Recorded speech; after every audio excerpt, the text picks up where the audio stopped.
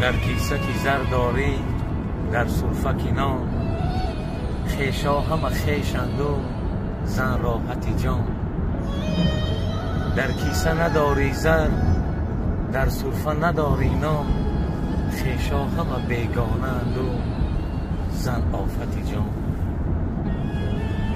آن زنی که در نکاحی شوهر است،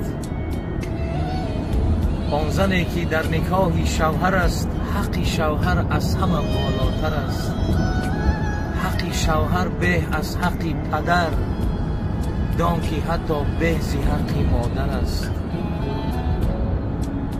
پس بدان ای خواهرم در دو جهان، احترام تو در دست شوهر است. احترام شوهر در نزد خدا، از نماز و روزه تو بهتر است.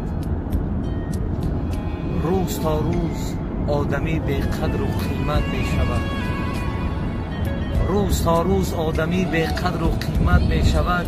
می خورد نان و نمک از پشت غیبت می شود.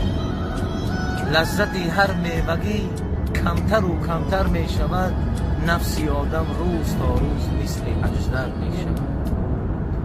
زنی خدا به خبر دشمنی شوهر می شود. دوستی با همدیگر بدتر و بدتر می شود.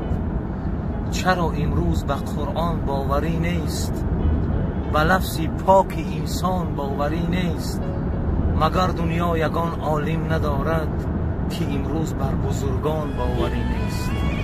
آخر ما طالب خداییم، در دین مصطفی بر درگهش گداییم. سلطان ما محمد، سلطان ما محمد صلی الله علیه و سلم.